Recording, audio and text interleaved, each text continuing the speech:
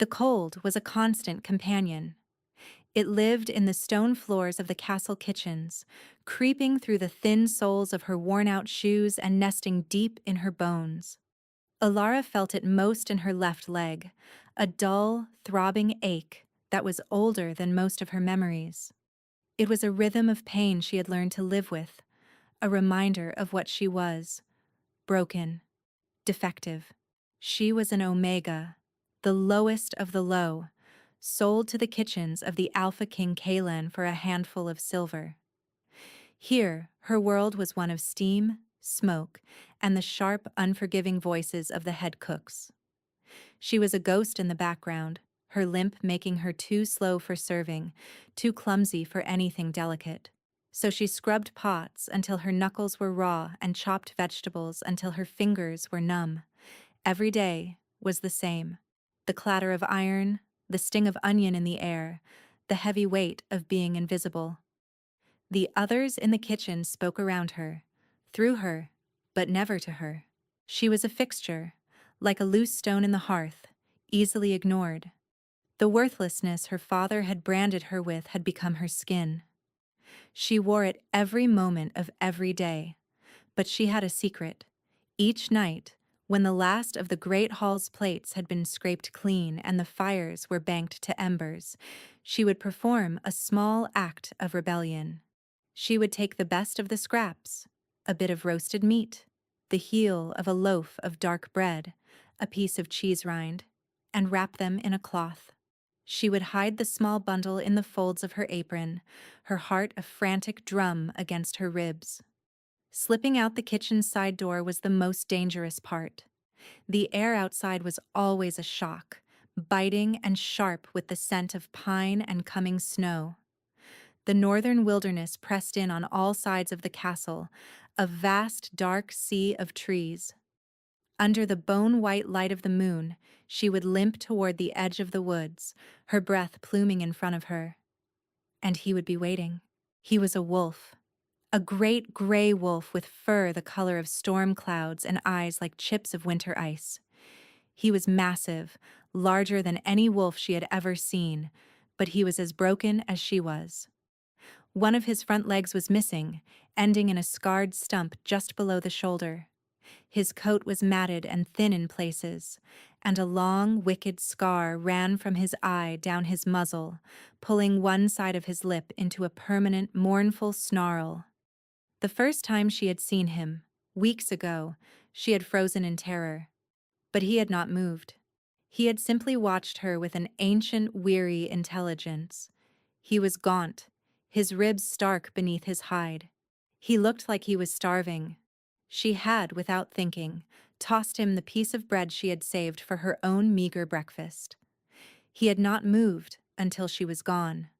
The next morning, the bread was gone. So it began. A silent ritual between two broken things at the edge of the world. She would leave the food, and he would watch her from the shadows, his presence a strange comfort. He never came close, never made a sound. He simply appeared when she did, a ghost in the trees. Tonight, the wind was especially cruel, slicing through her thin dress like claws. She placed the offering, a few rich scraps of venison, on a flat stone.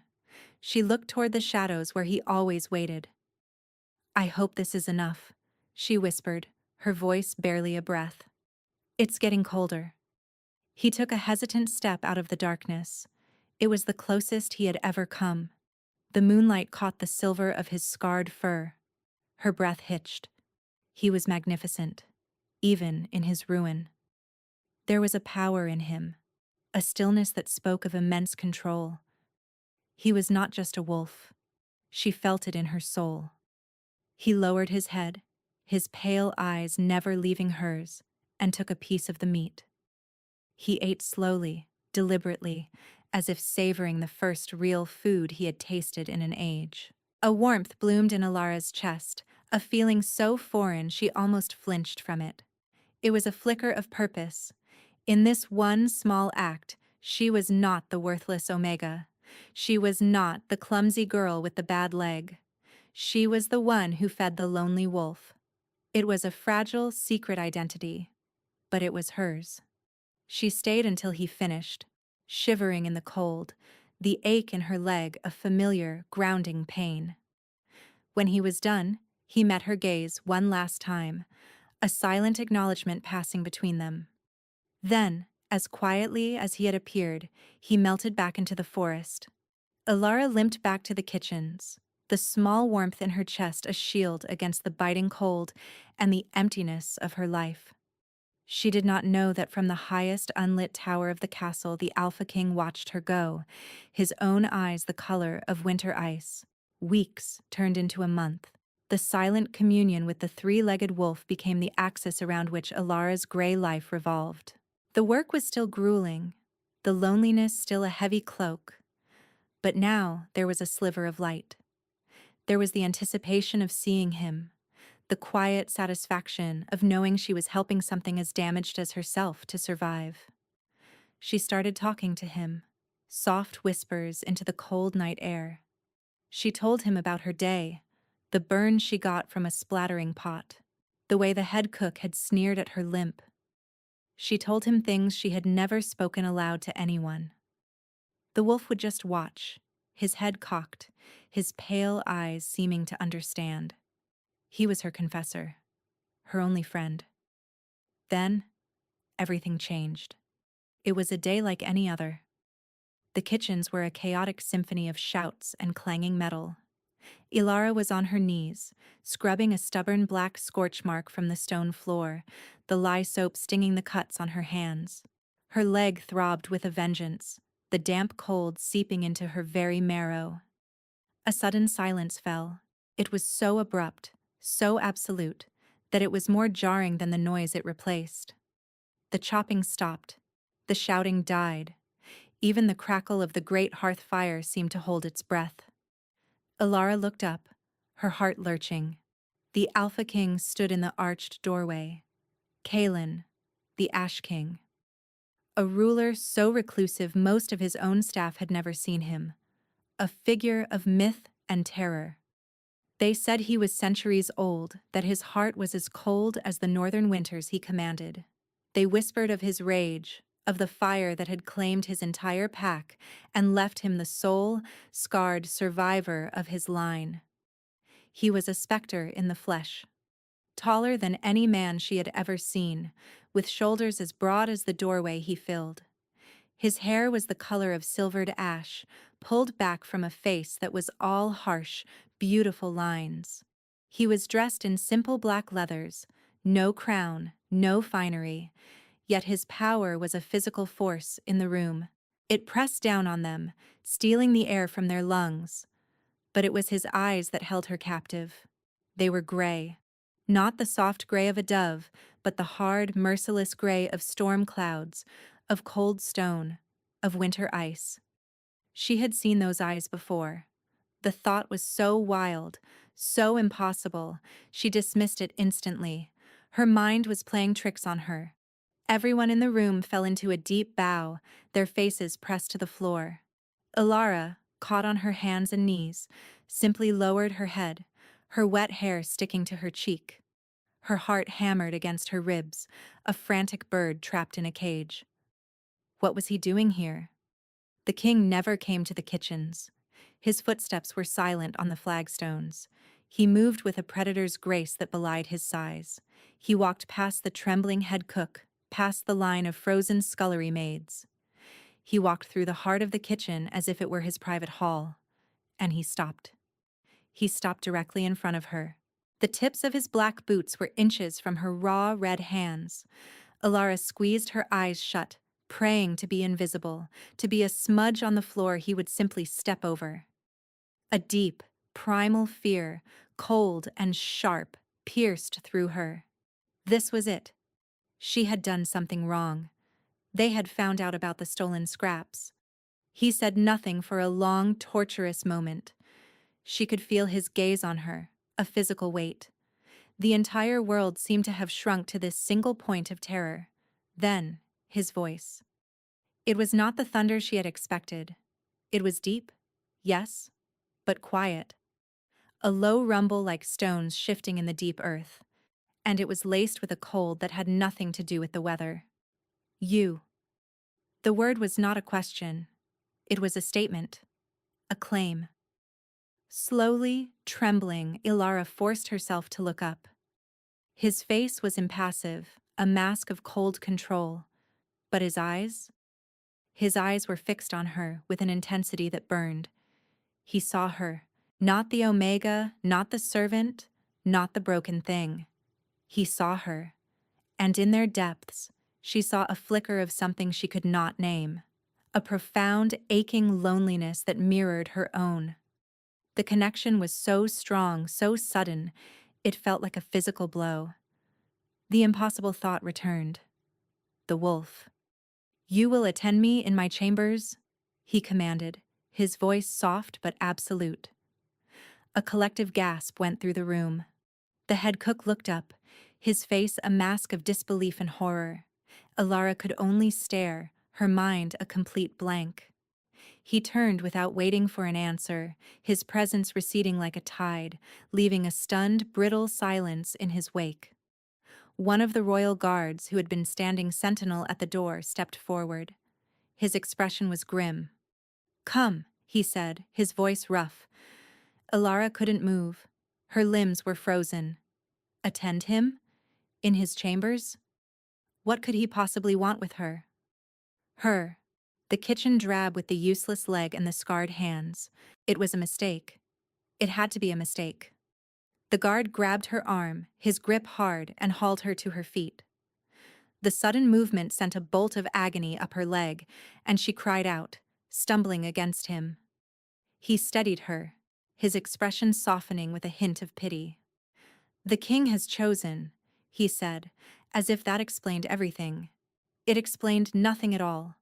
Led through the castle's winding corridors, away from the familiar heat and grime of the kitchens, Ilara felt as though she were walking to her own execution. The stone walls were hung with ancient tapestries, the floors covered in rich carpets that muffled her limping footfalls. It was a world she had only ever glimpsed, a world she did not belong in. The king's chambers were in the highest tower, a place of legend and fear. The guard left her before a massive iron-banded door and knocked once. "Enter," the king's voice commanded from within. Her hand trembled as she pushed the heavy door open. The room was vast and Spartan. A huge, unlit fireplace dominated one wall. A simple, massive bed, covered in dark furs, took up another. The air was cold, carrying the scent of old stone, wood smoke, and something else. Something wild and clean, like the forest after a storm. It was the scent of the wolf. King Kalen stood by a tall, arched window, his back to her, looking out at the snow-dusted pines. He didn't turn.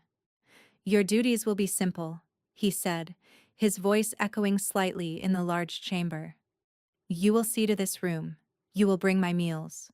You will speak only when spoken to. This is a duty, nothing more. Do you understand?" "Yes, Your Majesty," she whispered, her voice hoarse. He turned then, and the full force of his presence hit her again. "There is a room for you through that door," he said, gesturing to a smaller door she hadn't noticed. "You will remain there when not required." It was a dismissal, a cold, clear boundary. This was not an honor. It was a command, an arrangement. She was a tool, a piece of furniture to be moved into his space. Relief warred with a strange, sharp pang of disappointment. The days that followed were a blur of quiet terror and confusion. She moved through the king's chambers like a wraith, cleaning the hearth, changing the linens, leaving trays of food that he barely touched. He was a silent, brooding presence. He would spend hours staring out the window or at the cold ashes in the fireplace, lost in thoughts she could not begin to guess. He never spoke to her beyond brief, clipped orders. Yet, she felt his eyes on her constantly. When she bent to build the fire, her bad leg twisting awkwardly, she felt his gaze. When her stomach rumbled with hunger, she felt his gaze. He was watching her, studying her with an unnerving, predatory focus. She missed her wolf. The thought came to her one evening as she stared out her own small window, which overlooked the same stretch of woods. He no longer came. Since the night the king had brought her to the tower, the forest edge had remained empty. A profound ache of loss settled in her chest. Had he given up on her? Had he found another, more reliable source of food? Or had something happened to him? The loneliness was sharper now, more acute, because she had briefly known something else. One morning, she stumbled while carrying a heavy pitcher of water, her leg giving way without warning. She cried out as she fell, hot pain shooting from her ankle to her hip. The pitcher shattered on the stones, sending water and ceramic shards everywhere. Before she could even register what had happened, he was there. He moved faster than she thought possible, kneeling beside her in a rustle of black leather. "Are you hurt?" His voice was rough, laced with an emotion she couldn't identify. "Concern?" "No, Your Majesty. I am fine. I am so sorry," she stammered, trying to scramble away from him, mortified by her clumsiness. His hand shot out, not to strike her, but to gently cup her elbow, steadying her. His touch was a shock. His skin was cold, so cold, like stone pulled from a frozen river. But the grip was not harsh. It was firm, supportive. "Do not lie to me," he said, his voice low. His gaze dropped to her twisted leg. "It is your leg." She flinched, pulling away and struggling to her feet, leaning heavily against the wall. "It is an old injury, sire. It is nothing." He rose slowly, his towering form seeming to block out the light. He looked at her, his gray eyes seeming to see right through her skin, to the damaged bone and knotted muscle beneath. He saw the pain she had hidden for a decade. "I will summon the castle healer," he stated. It was not an offer. "No!" The word escaped her before she could stop it. "Please, Your Majesty. It cannot be fixed. It is a waste of time." His eyes narrowed. "I will be the judge of that." The healer was an old woman with kind eyes and surprisingly strong hands. She examined Ilara's leg with gentle efficiency, her touch firm but not painful. Ilara endured it with a stoic silence she had perfected over years, the king watching the entire proceeding from the corner of the room, a silent, intimidating statue.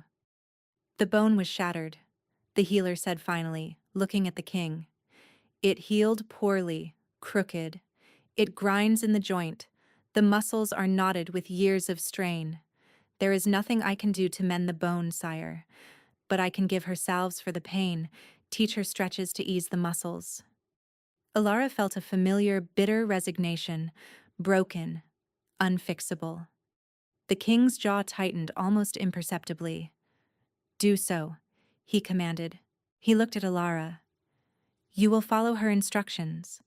You will not hide your pain from me again." That night, after she had rubbed the fragrant, warming salve into her aching leg, there was a soft knock on her door. It was him. He held out a small, steaming cup. "It is a tea," he said gruffly. "For the pain. It will help you sleep." She took it, her fingers brushing his. The cold of his skin was still a shock, a stark contrast to the warmth of the cup. "Thank you, Your Majesty." He hesitated, as if he wanted to say more.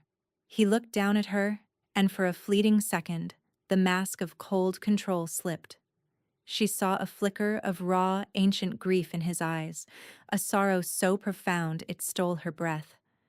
It was the look she had seen in the wolf's eyes. "I know what it is," he said, his voice barely a whisper. "To live with a wound that will not heal." Then he was gone, leaving her alone with the warm cup and the ghost of his pain hanging in the air. The boundary between them was eroding. The cold, formal arrangement was becoming something else, something terrifying and fragile and desperately hopeful. Intimacy was creeping in through the cracks in their armor. She started to see past his mask. She saw the way he would trace the rim of his goblet, lost in thought. She saw the burn scars that coiled around his forearms, pale and silver against his skin, usually hidden by his sleeves. She learned that the scent of wood smoke clung to him because he spent hours staring into the fire, not for warmth, but as if searching for something in the flames. One evening, he asked a question that made her blood run cold. "I heard a rumor in the kitchens," he said, his voice carefully neutral as he stared into the fire, "that you were feeding a stray wolf." Alara's heart stopped. This was it, the accusation she had been dreading. She swallowed hard, her throat dry. She could lie. She could deny it. But looking at his profile, silhouetted against the flames, she knew she could not. Honesty was all she had. "Yes, Your Majesty," she said, her voice small. He didn't turn. "Why?" She thought of the wolf's lonely eyes, his scarred body, his quiet dignity. She thought of their silent companionship in the cold. "He was not a stray," she said softly, but with a sudden, surprising firmness. "He was hurt, and he was alone." She paused, then added the truest part. I think he was lonely." The king went utterly still.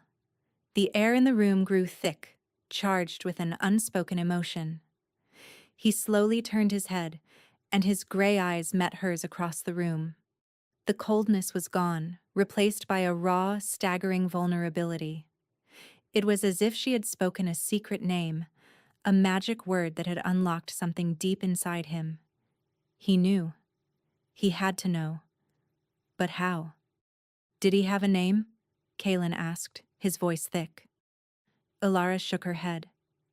"No, I just called him friend." A muscle feathered in the king's jaw. He looked away, back into the fire, but not before she saw the sheen of moisture in his eyes. He did not speak again for the rest of the night. But something fundamental had shifted between them.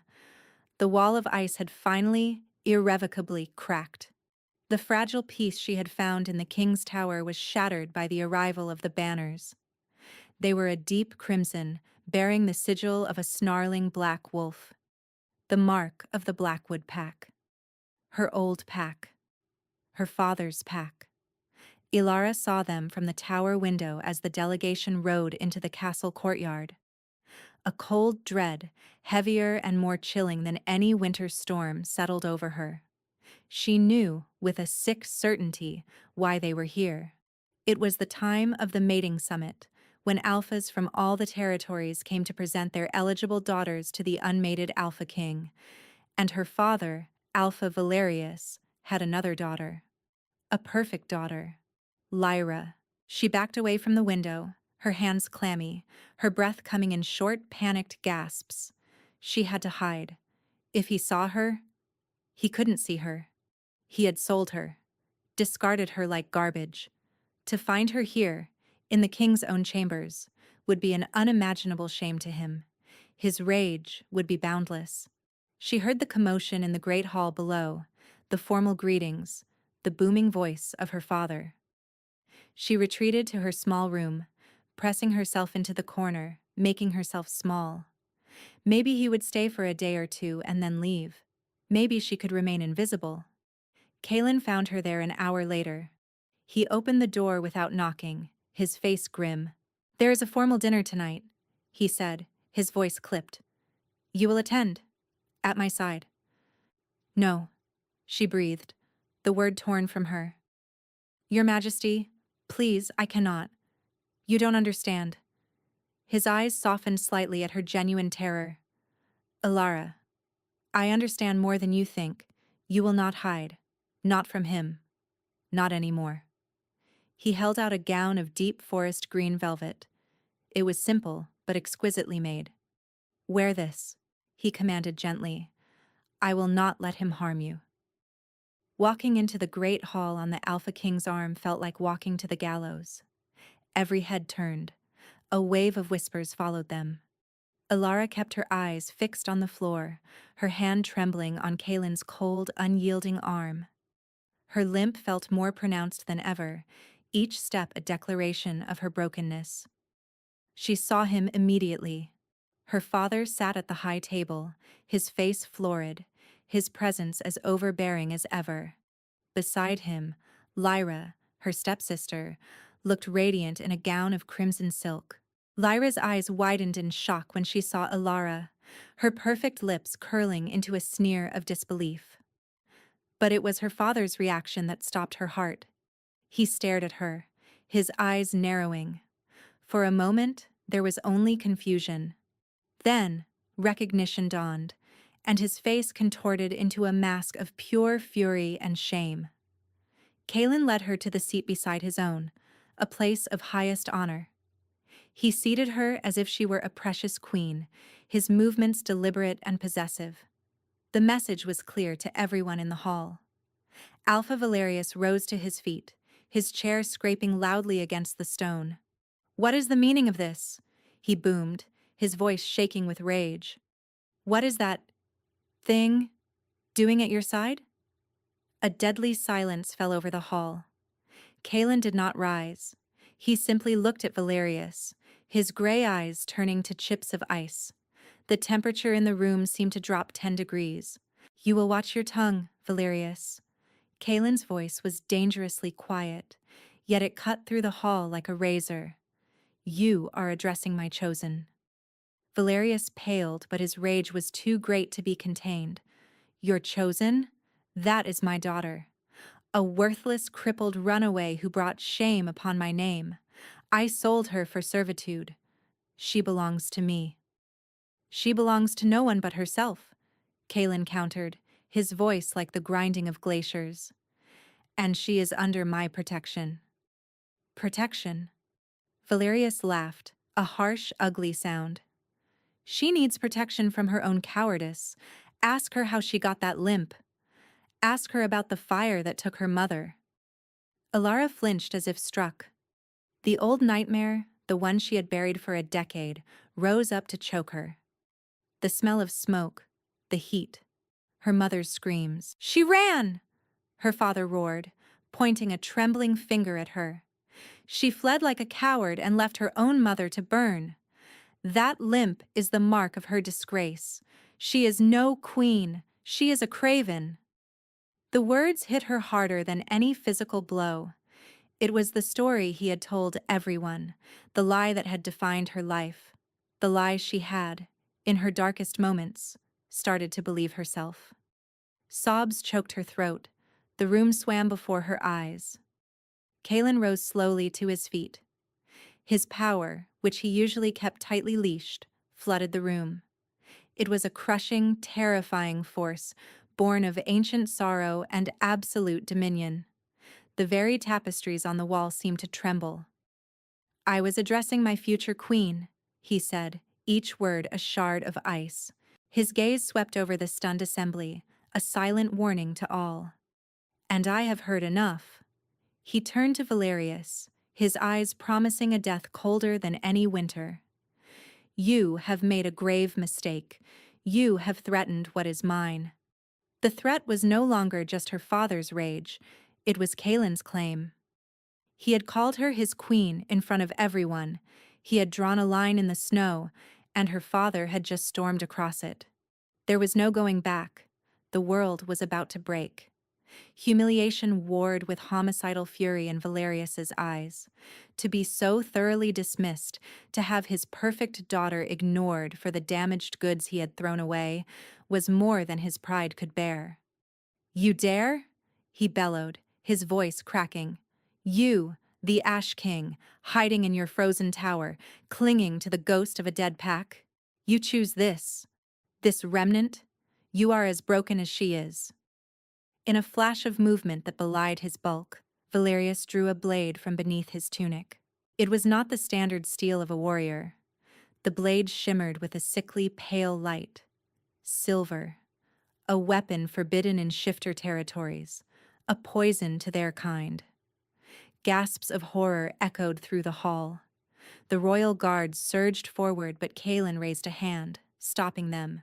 His eyes never left Valerius. They were flat, cold, and utterly lethal. "So, it comes to this," Kalen said, his voice a low growl. He did not draw a weapon. He did not need one. He began to shift. It was not a full transformation. Power rolled off him in waves, his form seeming to blur and expand. His features sharpened, his teeth elongated, and his eyes began to glow with a faint internal light. This was the power of the Alpha King, a primal force that cowed every other shifter in the room into submission. Valerius, driven by madness and pride, lunged. The fight was brutal and short. Kalen moved with impossible speed, a blur of black leather and silver-gray fury. He disarmed Valerius with a contemptuous flick of his wrist, sending the silver blade clattering across the floor. He slammed Ilara's father against a stone pillar, the impact echoing like a thunderclap. Kalen's clawed hand was at Valerius's throat, ready to tear it out. But Valerius was cunning. With his free hand, he grabbed a heavy silver platter from the table and swung it wildly. It was a desperate, clumsy move, but it served its purpose. Kalen deflected it, but the motion left him exposed for a fraction of a second. Lyra, seeing her chance, scooped the silver blade from the floor and threw it. It all happened in a heartbeat. The blade flew through the air, a streak of pale, deadly light. It was not aimed at Kalen's throat or heart. It was aimed at his side, a place of weakness. Kalen twisted, but he was not fast enough. The blade sank deep into his ribs. A terrible, guttural sound was torn from his throat, a sound of agony that was not entirely human. He staggered back, his hand flying to the wound. Where the silver touched him, his skin smoked and sizzled, turning a dead, ashen gray. The glow in his eyes flickered and died. He fell to one knee, his great strength seeming to pour out of him like sand from a broken glass. The vibrant power that had filled the hall moments before vanished, leaving a void of cold and fear. Ilara screamed. The sound was raw, ripped from the deepest part of her soul. For a moment she was frozen, the scene before her a tableau of horror. The sneering triumph on her father's face, the guards, finally breaking their paralysis and surging forward, and Kalen on the floor, dying. Something inside her broke. The fear, the self-doubt, the years of pain. It all burned away in a sudden, incandescent flash of rage and love. She ran. She ignored the screaming agony in her leg, the awkward, stumbling gait. She shoved past the guards, her only focus the fallen king. She fell to her knees beside him, her green velvet dress instantly soaked with his dark blood.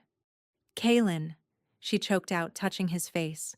His skin was already cold, frighteningly cold. The life was draining from him, the silver's poison working its way through his system. His breath came in shallow, ragged gasps. Ilara, he rasped, his eyes struggling to focus on her. Run. No, she whispered, her voice fierce. I will not leave you. The guards had seized Valerius and Lyra, but the damage was done. The king was dying. The heart of the kingdom was failing. Despair, thick and suffocating, settled over the great hall. This was it. The lowest point. The end of everything. She cradled his head in her lap, her tears falling freely onto his ashen face. She could feel the cold spreading through him, a creeping death that was stealing the last of his warmth. The great Ash King was turning to actual ash before her eyes. He is dead, her father sneered from between the two guards holding him. His voice was filled with a sick, triumphant glee. The worthless runt has killed a king. She brings ruin to everything she touches. His words were meant to be the final cruel twist of the knife, but they were a spark on dry tinder. Ruin? No. Not this time. A fire ignited inside Ilara. It was not a fire of destruction, like the one that haunted her nightmares. It was a fire of pure, defiant life. A rage that was born of love, a refusal to accept this ending. You are not alone anymore, she whispered to Kalen, her voice shaking with the force of her emotion. She pressed her hands to the terrible, smoking wound in his side, ignoring the way the silver's magic stung her own skin. "You will not die. I will not let you." She closed her eyes and poured every ounce of her will, her love, her desperation into her touch. She wasn't just touching his skin. She was reaching for his soul, for the lonely, broken wolf she had fed in the snow. And something answered. A warmth flooded her hands. It started as a tingle, then grew into a steady, powerful heat. It was a golden liquid light, pouring from her palms into Kaylin's cold body. The light was a physical thing, visible even through her closed eyelids. A collective gasp rose from the onlookers. The silver blade buried in his side began to glow cherry red. With a high-pitched shriek of tortured metal, it was forced from the wound, melting into a lump of useless slag before it even hit the floor. The golden light swirled into the gash, knitting flesh and muscle back together. The dead, gray color of his skin receded, replaced by the healthy flush of life. The power surged through her, a wild, untamable river. It was a part of her she had never known existed. A hidden wellspring of life magic now burst open. It felt like coming home. The light didn't just flow out. It flowed in. It raced down her own damaged leg, seeking the old, misaligned break. She felt a soft, grinding crack, a moment of intense pressure without pain. The bone, shattered a decade ago, straightened and fused correctly. The knotted muscles loosened, the chronic ache of a lifetime dissolving like mist in the sun. The torrent of light receded, leaving her breathless, kneeling in a pool of golden luminescence. She felt whole. For the first time in her life, she was completely, utterly whole. Slowly, she drew her hands back from Kaylin's side. The wound was gone. Not even a scar remained. She pushed herself up and stood. She stood on two strong, steady legs. No limp, no pain. She stood tall and straight, the Luna Queen in her blood-soaked gown, bathed in the afterglow of her own power. Kaylin's eyes snapped open. They were no longer gray like ash. They were the color of molten gold, burning with a fierce, brilliant light. He looked at her, not at the miracle she had performed, but at her, as if he were seeing her true self for the first time. Or perhaps, as if he were seeing what he had known was there all along. He rose to his feet in one fluid, powerful motion, his strength completely restored. He looked stronger, more vital than he had before. The ancient, weary sorrow was gone from his face, replaced by awe and a love so profound it was a physical force. He did not look at the guards or the shocked nobles. He looked at Valerius, who was staring at Alara with a slack-jawed expression of terror and disbelief. Kaylin's gaze was one of utter contempt. "You are no longer Alpha," he said, his voice ringing with absolute authority. "Your pack is stripped from you. Your name will be struck from the records. You will live out your days as a lone wolf, an exile. That is my judgment." He glanced at the whimpering Lyra. "And you will go with him."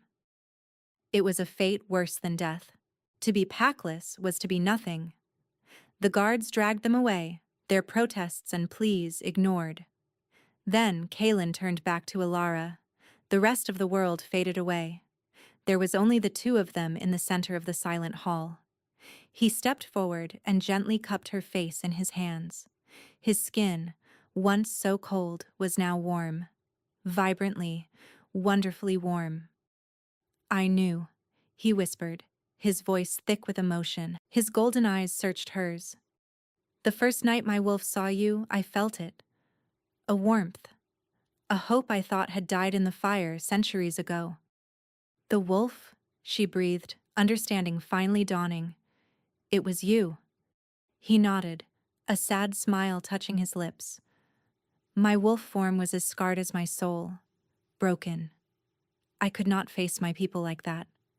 I could not face anyone. But you did not see a monster. You saw a friend. He brushed a tear from her cheek with his thumb. Every night you fed me more than scraps. You fed my soul. You reminded me what kindness was.